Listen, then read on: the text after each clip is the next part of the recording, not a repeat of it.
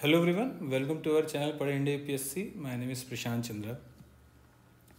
तो जो आज का वीडियो है वो मैं इस वीडियो में बताऊंगा कि आपको अप्रोच कैसे करना है जीएस के पेपर्स के लिए, क्योंकि मेंस आने वाला है जनवरी में। जो बच्चे यूपीएससी की तैयारी कर रहे थे, जिनका प्रीलिम्स क्लियर हो गया है, वो उनका मेंस होगा, तो उसको अप्रोच कैसे करना है इस वीडियो में बताऊँगा।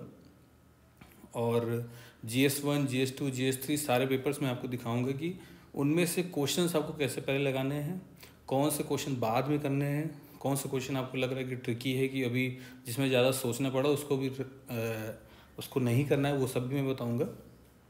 और वीडियो स्टार्ट करने से पहले मैं आपको बता दूं कि ज्योग्राफी के जो नोट्स हैं वो अभी अवेलेबल हो जाएंगे। कई बच्चों की डिमांड थी कि सर ज्योग्राफी के नोट्स कब आएंगे, तो ज्योग्राफी के नोट्स जो हैं वो अवेलेबल हो जाएंगे इस जनवरी के एंड तक, प्रॉबेबली आ जाएंगे। ओके। और किसी बच्चे को अगर पॉलिटी के और मॉडर्न हिस्ट्री के नोट्स चाहिए तो आपको एक वीडियो में लिंक में डिस्क्रिप्शन बॉक्स में लिंक मिल जाएगा, उस लिंक में सारा डिटेल दिया हुआ है। ओके, तो चलिए मैं स्टार्ट करता हूँ वीडियो। उस वीडियो में बताऊँगा आपको कि जीएस के पेपर को, मेंस के पेपर को अप्रोच कैसे करना है। ओके, सिर्फ मैं यही बता रहा हूँ इस वीडियो में। ओके, देखिए ये आप देख रहे होंगे कि जीएस का पेपर 1 है, ठीक है। पेपर 1 में आपको जीएस, ये फर्स्ट ऑफ ऑल बता दूँ, इवन जो पहली बार जो तैयारी कर रहे हैं बच्चे उन्हें ही बता दूँ कि मेंस में जो मेंस का प्रीलिम्स का पूरा गेम अलग होता है। ओके, प्रीलिम्स में थोड़ा सा फैक्चुअल नॉलेज आपको बहुत होनी चाहिए, मेंस में आपको थोड़ा सा फैक्चुअल भी होना चाहिए, प्लस आंसर राइटिंग में डीप नॉलेज भी होनी चाहिए, उस टॉपिक का आपको अंडरस्टैंडिंग बहुत अच्छा होना चाहिए। ओके, तो जैसे सबसे पहले इवन जब हम लोग तैयारी करते हैं तो उनमें उसमें भी पहले तो हम लोग के भी सर बोला करते थे कि आपको सबसे इम्पॉर्टेंट चीज़ है, अगर मेंस क्लियर करना है तो आपको सिलेबस पूरा रट्टा होना चाहिए, मेंस का सिलेबस। ओके, तो मेंस का सिलेबस तभी रटा रहेगा जब आप उसको अपने वॉल पे आप चिपका लीजिए कि जीएस का 1 पेपर 1 है, ये GS2 है, GS3 अपने हिसाब से उसको एडिट कर लीजिए। मान लीजिए टॉपिक आपको लग रहा है जीएस पेपर 1 में टॉपिक मॉडर्न हिस्ट्री है, मिडिवल हिस्ट्री है, वर्ड कितने क्वेश्चंस आ रहे हैं उस टॉपिक को आप लगा लीजिए, ठीक है। उसको डेली देखिए, डेली रटिए कि क्या टॉपिक्स है। मैं बता रहा हूँ कि हम लोग जब मेंस लिखते थे तो उसमें वर्डिंग्स लोग भूल जाते हैं, जो इंपॉर्टेंट वर्डिंग्स होते हैं। ओके, तो उस चीज़ का आप ध्यान रखिएगा कि वर्डिंग्स बहुत इंपॉर्टेंट होती हैं। कुछ कुछ टॉपिक्स जो होते हैं वो मेंस के सिलेबस में ही दिया रहता है। ओके, जो कुछ टॉपिक्स में यूपीएससी हमेशा क्वेश्चन पूछती है, वो मैं पेपर में आपको दिखा दूंगा। ओके, तो देखिए ये जीएस पेपर 1 है, आपके सामने जीएस पेपर 1 है। 250 मार्क्स का आता है, 250 मार्क्स का आता है। इसमें कोई भी ऑप्शन नहीं होता कि नॉट लाइक ऑप्शनल पेपर कि आपको पेपर क्वेश्चन 1 क्वेश्चन 5 कंपलसरी है। इसमें ऐसा कुछ नहीं, आपको सारे क्वेश्चंस लगाने हैं। और जो बच्चे मेंस का एग्ज़ाम दे रहे हैं उनके लिए बस एक ही गुजारिश है कि आपको अगर मेंस क्वालिफाई करना है तो आपको सारे क्वेश्चन करने हैं, कोई भी एक क्वेश्चन आपको छोड़ने नहीं है। अगर आपने लीव किया, उसको छोड़ दिया, तो मैं आपको बता रहा हूँ आप अगर उसमें कुछ भी लिख देंगे तब भी आपको 2 मार्क्स मिलेंगे, और 2 मार्क्स बहुत होते हैं इंपॉर्टेंट यूपीएससी में। इवन आपको कुछ नहीं आता है, आपने प्रोज एंड कॉन्स भी लिख दिया, उसका कुछ नहीं आता है तो आपको तब भी आपको 2-3 नंबर मिनिमम मिलेंगे। ये मैं लिख के दे रहा हूँ, मिनिमम 3 नंबर मिलते ही मिलते हैं। इवन अगर 10 मार्क्स वाला भी क्वेश्चन आपने छोड़ा है उसमें 2 नंबर मिलते हैं, अगर आपको कुछ नहीं आता है, आपने बना के लिख दिया ऐसे ही, ठीक है। और वैसे भी अगर जिस बच्चे ने प्रीलिम्स निकाला है तो आई गेस उसको इतनी अंडरस्टैंडिंग होगी कि उसको मोल्ड कैसे करना है उस क्वेश्चन को। ओके, तो देखिए ये पेपर 1 है, क्वेश्चन पेपर 1 है। इसमें देखिए इसमें टोटल क्वेश्चन आपको दिख जाएंगे। टोटल क्वेश्चन कितने, 20 हैं, ठीक है। तो 20 क्वेश्चन आते हैं टोटल, जिसमें से हाफ नंबर जो है वो 10 मार्क्स के आते हैं। देखिए यहाँ पे है क्वेश्चन नंबर 10 तक, आपको क्वेश्चन नंबर 10 तक 10-10 मार्क्स के आते हैं, 10-10 मार्क्स के आते हैं। फिर क्वेश्चन नंबर 11 से आपको 15 मार्क्स का चालू होता है। तो एक बार जो मेंस मैंने लिखा था उसमें 10 नंबर से मैंने चालू किया तो उसमें कम मार्क्स आया था, ये मेरा एक्सपीरियंस है। इवन जो सिलेक्टेड कैंडिडेट्स हुए हैं, जो आईज बन गए हैं, उनका भी एक्सपीरियंस है कि वो 15 नंबर के जो क्वेश्चंस होते हैं वो पहले करते हैं। 15 नंबर के जो मार्क्स होते हैं वो पहले क्वेश्चंस करते हैं। ये इंपॉर्टेंट है क्योंकि 15 मार्क्स ज़्यादा है। अगर आपने अच्छा आंसर लिखा है तो 15 मार्क्स में मिनिमम आपको 8 मिल जाएगा। अच्छा मतलब 7, 8, 6.5 मिलता है, बच्चों को मिलता है। ओके, उससे भी अच्छा मिलता है, आपने बहुत अच्छा आंसर्स लिखा है। आंसर कैसे लिखना है, स्ट्रक्चर राइटिंग कैसे, वो मैंने पिछले वीडियो में बताई हुई है, आप सर्च मारेंगे इसमें मैंने बताया कि आंसर कैसे लिखना है आपको। आगे मैं वीडियो बना दूंगा किसी क्वेश्चंस को आंसर कैसे लिखना है, मोटे मोटे तौर पे मैं बता सकता हूँ कि शुरुआत में एक मतलब कि आप एक पहले शुरुआत में बच्चे मेन बॉडी में घुस जाते हैं पहले ही ना, वो इंट्रोडक्शन देंगे सीधे घुस जाते हैं मेन बॉडी में, ये कभी नहीं करना है। इंट्रोडक्शन एकदम क्लियर कट होना चाहिए आपका, एकदम क्लियर कि मान लीजिए अगर पॉपुलेशन के से रिलेटेड क्वेश्चन है, किसी से ज्योग्राफी से रिलेटेड क्वेश्चन है, क्लाइमेट से related, for example global warming, तो आपको 2-3 पॉइंट ऐसे ग्लोबल वार्मिंग में पता होना चाहिए कि कौन सी रिपोर्ट ने ये बोला है, किस रिपोर्ट ने ये बोला है, इंडियन की कौन सी रिपोर्ट है, किस कमिटी ने ये बोला है कि अगर इतना टेम्परेचर बढ़ेगा तो इतना अगर पोल्यूशन लेवल बढ़ेगा तो इतना टेम्परेचर बढ़ जाएगा, तो इससे ग्लोबल वार्मिंग होगी। तो एक डाटा फैक्चुअल आपके पास होना चाहिए, तो शुरुआत में लिख दीजिए। क्वेश्चन से रिलेटेड होना चाहिए कि पता चला ग्लोबल वार्मिंग का पूछ रहे हैं, आपने किसी कंट्री का डाटा दे दिया, वहाँ पे ग्लोबल वार्मिंग बढ़ी, तो ऐसा नहीं करिए। दे सकते हैं कोई भी फैक्चुअल का डाटा दीजिए, ओके। तो फैक्चुअल डाटा दीजिए इंट्रोडक्शन में, ठीक है। उसके बाद मेन बॉडी में आइए। जब मेन बॉडी में आएंगे तो उसमें एकदम एग्जॉस्टिव लिखिए, उसके प्रोज कॉन्स सब कुछ लिखिए। अगर क्रिटिकली एनालाइज लिखा है तो एकदम क्रिटिकली एनालाइज करिए। आप अगर उसको पूछा है कि आप प्रोज अगर आप लिखना चाहते ज़्यादा तो वो लिखिए, कॉन्स थोड़ा सा कम लिखिए, ठीक है।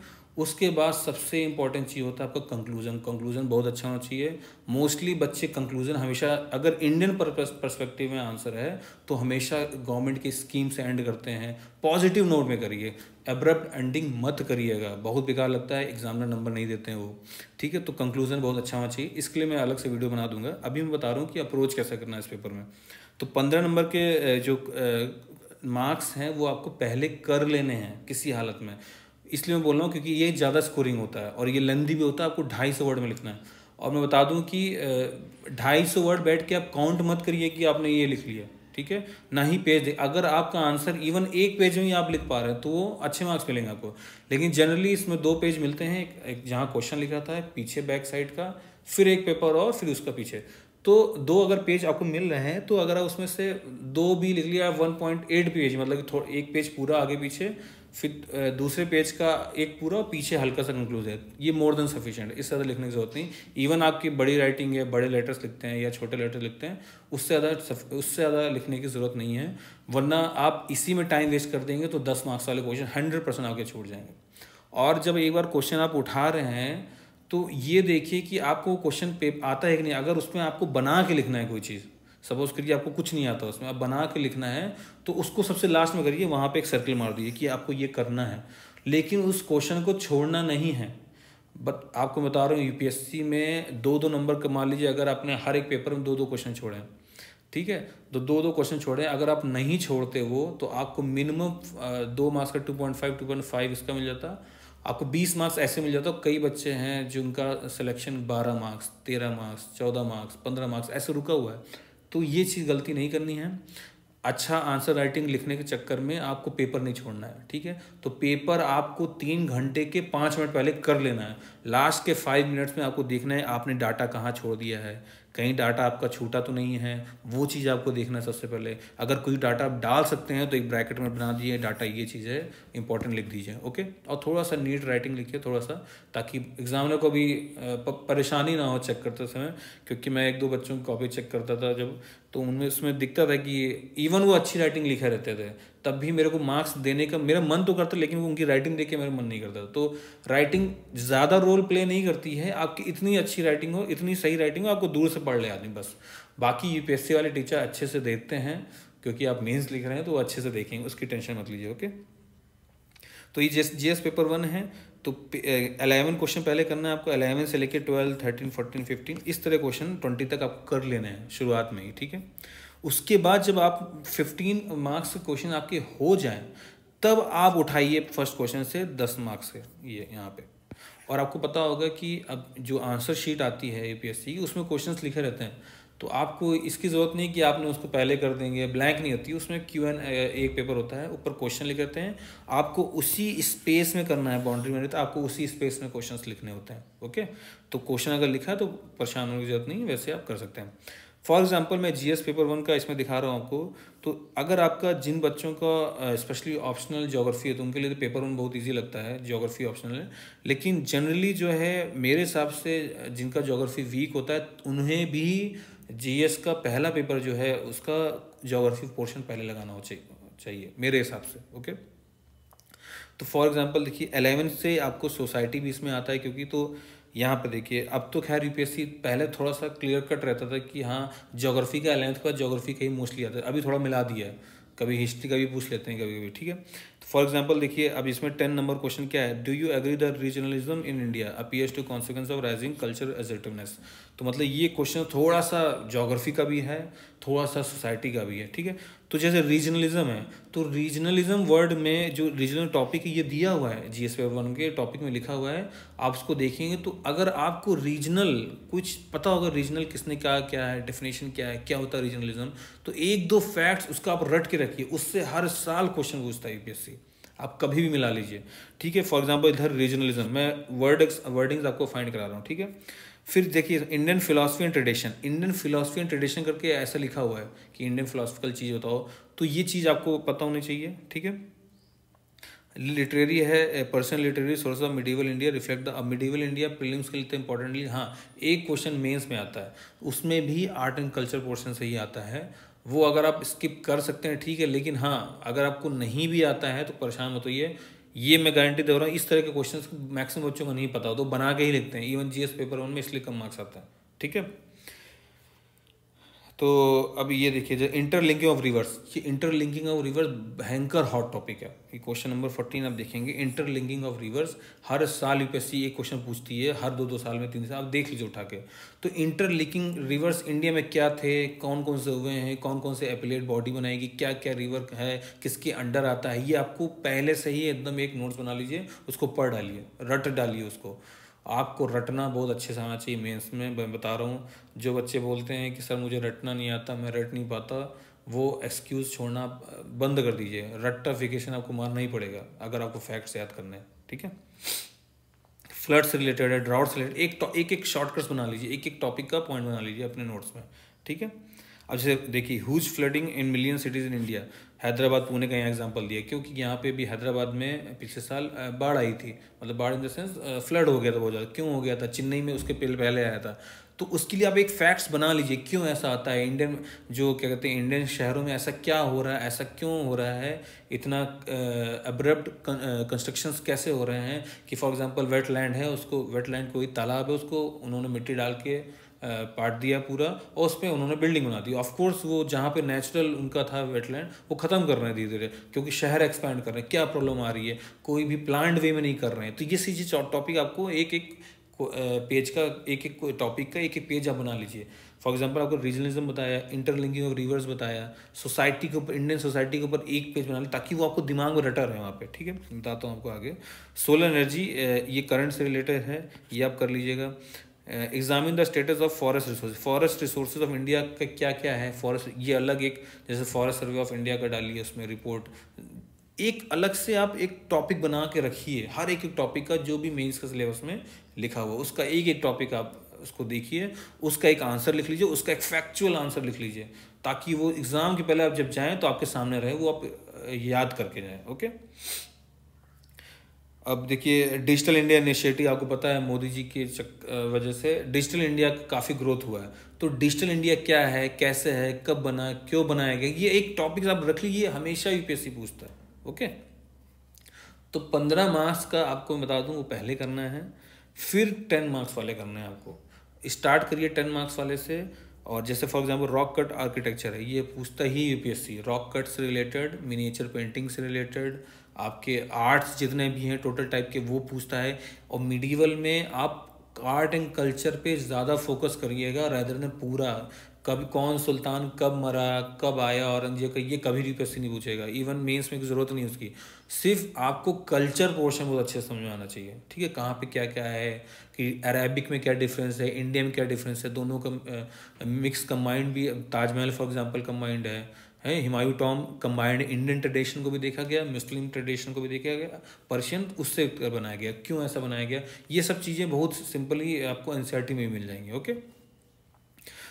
Elevate the policies of Lord Curzon, ये क्वेश्चन बार बार रिपीट किया था लॉर्ड कर्जन, एक बार आज से 5 साल पहले आई गेस लॉर्ड कर्जन को फादर ऑफ मॉडर्न इंडिया क्यों बोला था, कि ऐसा क्या है कि उन्होंने लॉर्ड कर्जन की वजह से क्या क्या आया था, ठीक है।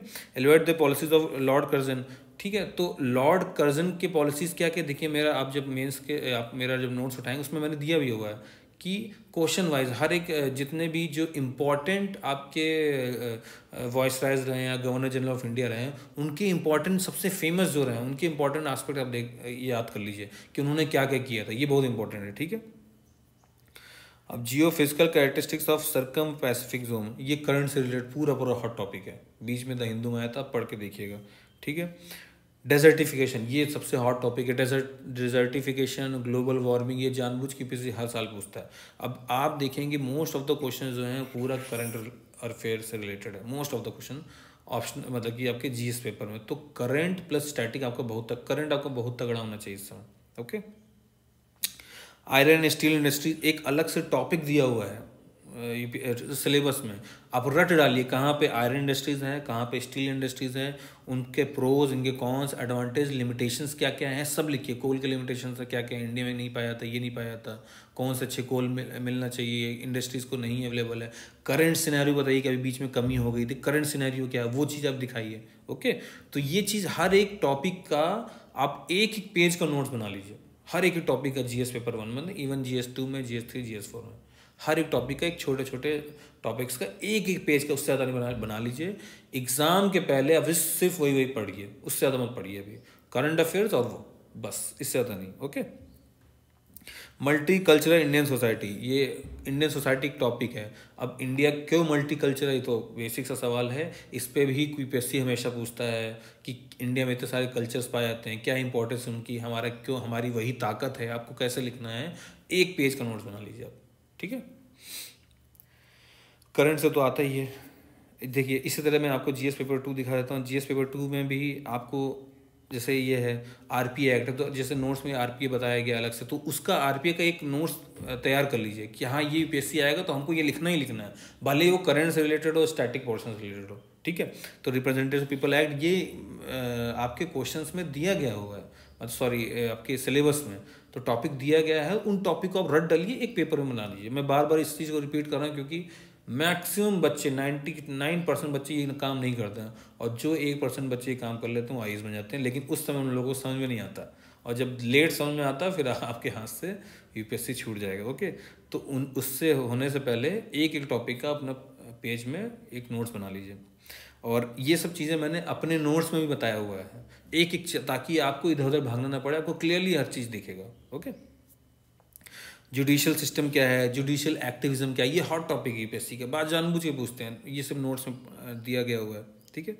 अब देखिए information commission, right to information act, जिससे हर क्वेश्चन आते ही आते हैं, तो राइट टू आरटीआई से रिलेटेड जितने फैक्ट्स आप लिख डालिए, या तो आपके पास नोट्स हैं या तो मेरे नोट्स हैं, उसमें मार्किंग कर लीजिए, या तो अपने आप बना लीजिए, अपने आप लिखेंगे तो बेटर रहेगा, ओके। और ये सब क्वेश्चन देखिए, और मोस्टली GS2 जो है वो करंट अफेयर्स से रिलेटेड होता है, मोस्ट ऑफ द केसेस में आपको स्टैटिक पोर्शन उस चीज़ को जोड़ना होता है, ओके। फोर्थ इंडस्ट्रियल रिवोल्यूशन क्या है, डिजिटल, देखिए डिजिटल रिवोल्यूशन क्या है, आपको ये करंट टॉपिक में रहता ही रहता है, इसको पता होना चाहिए आपको, ओके। इंटरनेशनल पॉलिटिक्स आता है, इंटरनेशनल रिलेशंस पता होना चाहिए, द हिंदू का इंटरनेशनल रिलेशन का जो पीछे पेज आता है उसको रेगुलरली पढ़ा करिए, ओके। और अब देखिए करंट से एपिडेमिक डिजीज़ एक्ट लगाया कि उसी के तहत डिजास्टर मैनेजमेंट एक्ट क्या है, वो क्वेश्चन पूछ लेंगे, वो जीएस पेपर 3 में पूछ सकते हैं। देखिए ये हॉट टॉपिक थे, आप पढ़ सकते हैं। ये मैं एग्जांपल बता रहा हूँ, इसमें भी आपको 15 नंबर के क्वेश्चंस पहले करने हैं, क्योंकि ये GS2 is very lengthy paper. और मैं बता दूँ GS2 और GS3 काफ़ी स्कोरिंग पेपर होता है। GS3 तो खास तौर से पूरा स्कोरिंग होता है, उसी में सबसे ज़्यादा लोगों को मार्क्स मिलते हैं। GS3 में सबसे ज़्यादा मिलते हैं, उसके बाद GS2 में मिलते हैं, GS1 में थोड़ा सा वेरिएबल, उसमें थोड़ा सा कम ही मिलते हैं लोगों को, most of the best students को थोड़ा कम मार्क्स मिलते हैं, क्योंकि हिस्ट्री का पोर्शन का इतना कठिन पूछ लेते हैं UPSC, art and culture portion का, तो मैक्सिमम बच्चे नहीं कर पाते हैं। इसलिए मैं बोला था कि आपको GS पेपर 1 में ज्योग्राफी पहले सॉल्व करना है, इन्वायरमेंट क्वेश्चन पहले सॉल्व करना है, ठीक है। ये है, आप देख लीजिएगा, मैं बता रहा हूँ आपको कि एक एक चीज़ें टॉपिक को आप सिलेबस को रटिए, उसको देखिए कहाँ पर गया है, उसका एक फैक्चुअल इन्फॉर्मेशन डाटाबेस, उसका डाटाबेस आप बना के रखिए, ओके।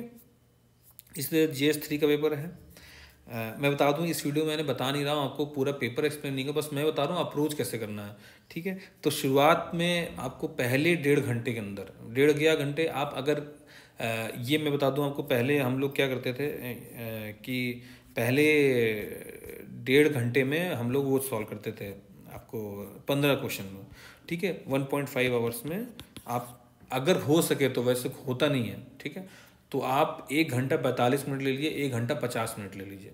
1 घंटा 50 मिनट में, क्योंकि 3 घंटे का पेपर होता है, तो 1 घंटा 50 मिनट में आप इसमें 15 मार्क्स के क्वेश्चंस कंप्लीट कर लीजिए। कोशिश करिए हो जाए, अगर जो छूट रहा है उसको सर्कल मार दीजिए, उसको बाद में करिए, ठीक है। उसके बाद लास्ट के 1 आवर 10 मिनट्स तक, 1 आवर या 1 आवर 10 मिनट्स आप क्या कहते हैं 1 आवर में 10 क्वेश्चन करिए, क्योंकि वो 150 मार्क्स के क्वेश्चन होते हैं, 150 वर्डिंग से, ठीक है, सॉरी 10 नंबर का होता है, 150 वर्डिंग्स के होते हैं। तो 150 वर्डिंग्स का आगे का पेज और पीछे का आधा, इससे ज़्यादा नहीं लिखना है। अगर आप एंड तक लिखेंगे आपका पेपर छूट जाएगा, मैं गारंटी दे रहा हूँ। फिर 15 मार्क्स वाले क्वेश्चन छूट जाएंगे, जो आपने सर्कल मार कर रखा तो मेरे को नहीं आता, जो आपको नहीं आता होगा। तो फ्रंट पेज और पीछे का आधा, उससे ज़्यादा नहीं लिखना है। तो 10 मार्क्स वाले में थोड़ा बहुत ही कम टाइम लगता है लिखने में, हार्डली मुझे लगता है 3-4 मिनट में पेपर हो जाता है, अगर अच्छे से आपकी राइटिंग अच्छी है तो, ठीक है, मतलब कि एक क्वेश्चन हो जाता है। तो लास्ट के 1 आवर या 1 आवर 10 मिनट्स वो आपको सिर्फ 1 घंटे के जो पहले से लेके 10 क्वेश्चन तक वो सॉल्व करना है, ओके। तो पहले 15 मार्क्स का करना है विद इन 2 आवर। अगर आपके पास 5-6 मिनट का गैप रहेगा बफर जोन तो अच्छा ही है, पहले लिखिए। उसके बाद सेकेंड हाफ टाइम में 10 मार्क्स का क्वेश्चन, जितने क्वेश्चन है वो 1 घंटे के अंदर कंप्लीट कर लीजिए। 1 घंटे में हो जाता है आराम से, जल्दी अच्छी राइटिंग है तो हो जाएगा, ओके। तो इस चीज़ का ध्यान रखिए।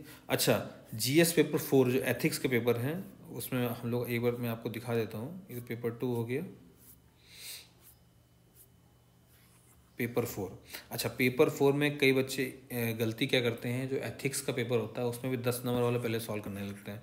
मैं बता रहा हूँ आपको, ऐसा नहीं करना है आपको। शुरुआत में 10 मार्क्स वाला मत करिए, सबसे पहला सेक्शन बी लगाइए यहाँ से 7th क्वेश्चन से। सेक्शन बी मतलब कि आपका केस स्टडी, ठीक है। केस स्टडी आपको पहले करनी है। केस स्टडी क्योंकि काफ़ी ज़्यादा मार्क्स का आते हैं, यहाँ देखिए 250 शब्द में लिखना है आपको। जैसे 7 हो गया, 8 हो गया, 9 हो गया, 10 हो गया, ठीक है। तो आप देख लीजिए कितना ज़्यादा मार्क्स के, 20-20 मार्क्स का क्वेश्चन है, तो मतलब 20 मार्क्स में आपको बहुत कुछ लिखना है। अब मान लो 20 मार्क्स का है तो 10 मार्क्स का ये क्वेश्चन हो गया, 10 मार्क्स का ये हो गया, तो 250 वर्ड में आपको लिखना ही लिखना है, ठीक है। तो पहला वाला तो छोटे वर्ड में, लेकिन इसको 250 मिनिमम लिखना ही लिखना है। तो case study you have to do first. Case study को अच्छे से मैं आगे वीडियो बना दूंगा कि केस स्टडी को कैसे सॉल्व करना है। केस स्टडी में कौन कौन से इसमें लोग जुड़े हैं उनको पहले लिखना होता है, क्या प्रॉब्लम होती है उसको पूरा सॉल्व करना होता है। केस स्टडी में आपको अपनी राय देनी है, ठीक है, अपना सोल्यूशन बताना है क्या हो सकता है, और गंदा सोल्यूशन नहीं बताना है कि भाई एकदम एंडिंग एकदम गंदी, हमेशा पॉजिटिव नोट में लिखना है।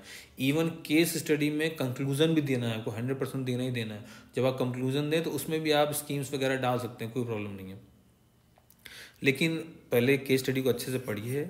शुरुआत में अपने मन में ना बनाइए कि ऐसा होगा, पहले केस स्टडी पढ़िए, इसमें टाइम लगता है काफ़ी। इसलिए केस स्टडी क्वेश्चंस को सेक्शन बी को आपको पहले सॉल्व करना है, उसके बाद 10 नंबर वाले क्वेश्चन करने हैं सेक्शन ए, ठीक है। तो सेक्शन ए में भी, इवन एथिक्स में भी, जो आप डेली चीज़ों देख रहे हैं ना, कि फॉर एग्जांपल करप्शन है तो आप करप्शन लिखेंगे कि हाँ हम बस में चढ़ते हैं लोग टिकट नहीं लेते हैं, टीटी को पकड़ा देते हैं। ऐसे एग्जाम्पल आप रियल लाइफ एग्जाम्पल लिखिए, प्लस जितने भी सोशल थिंकर्स हैं उनका एग्जाम्पल लीजिए, उनके कोट्स लिखिए बहुत ही। तो इसलिए उनके जितने भी सोशल थिंकर हैं वो किस तरह से रिलेटेड हैं एथिक्स से, कौन कौन से टॉपिक्स, एप्टीट्यूड एथिक्स में कौन कौन से टॉपिक से रिलेटेड हैं उनका लिखिए। आप एक नोट्स बनाइए, हर एक सोशल थिंकर का 10 पेज का बना लीजिए, उससे ज़्यादा पढ़ने की जरूरत नहीं है। हर क्वेश्चन आ रहा है आपको लग रहा है हाँ इनसे रिलेटेड है ये, तो इसमें डाल दीजिए। ऐसा करना है आपको, ऐसी तैयारी करनी है, ओके। तो एथिक्स में अब आप पर्सनल व्यूज़ लिखिए, पर्सनल चीज़ें जो आप झेल रहे हैं रोज़मर्रा की ज़िंदगी में, आप देख रहे हैं वो चीज़ें, वो लिखिए। प्लस सोशल थिंकर्स के वैल्यूज़ लिखिए, उनके क्या क्या उन्होंने बताया, हर चीज़ वो सब लिखिए उसमें। तो GS4 में भी आपको केस स्टडी पहले करनी है, और जो 10 मार्क्स वाले हैं वो बाद में करना है, ठीक है, वैसे ही जैसे मैंने भी सारे पेपर्स के बताया। और GS3 जो है सबसे स्कोरिंग पेपर होता है, मैं आपको फिर से बता देता हूँ। GS3 दिखा देता हूँ आपको। GS3 काफ़ी स्कोरिंग होता है। क्यों स्कोरिंग होता है? क्योंकि ये पूरा पूरा करंट अफेयर्स से रिलेटेड होता है। Economics is all about current affairs and specially and also GS2, ठीक है। तो मोस्टली ये, अब जैसे फॉर एग्जांपल यहाँ इंक्लूसिव ग्रोथ है, इंक्लूसिव ग्रोथ को लेके यूपीएससी 2 क्वेश्चन मिनिमम पूछता है, ये हर साल पूछता है। आपको क्या करना है मैं फिर से रिपीट करूँगा, inclusive growth as it is paper में लिखा हुआ है, वहाँ जाइए, उस टॉपिक का इंक्लूसिव ग्रोथ से रिलेटेड जितना भी आपको मटेरियल मिल रहा है आप उसको लिख डालिए, ठीक है। लिखने के बाद 2 पेज का लिखिए, वही कंटेंट को बार बार उठाइए, हर जगह लिखिए, अगर उससे रेलिवेंट लिखिएगा उसको मोड़ तोड़ के लिखिए, देखिए अच्छे मार्क्स मिलेंगे 100%, ठीक है। इंक्लूसिव ग्रोथ देखिए यहाँ पे आगे जीडीपी क्या है उसको, जीडीपी को पूरा रिसर्च कर लीजिए, जीडीपी के बारे में लिखिए, ठीक है। ट्रांसपोर्ट से रिलेटेड कंस्ट्रेंट क्या है, अभी टॉपिक में लिखा है ट्रांसपोर्ट, यूपीएससी ने कायदे से लिखा है। अब ट्रांसपोर्ट जब एक वर्ड लिखेंगे तो इंडिया में ट्रांसपोर्ट लॉजिस्टिक्स एक वर्ड लिखा होगा, तो सिलेबस में लिखा हुआ है, तो अब ट्रांसपोर्ट से इंडिया में क्या क्या प्रॉब्लम है, रोड्स कैसी है, इंफ्रास्ट्रक्चर कैसा है, क्या क्या प्रॉब्लम आती है, ये एक पेज में लिख डालिए, वही देखना यूपीएससी वहाँ पूछेगा भी।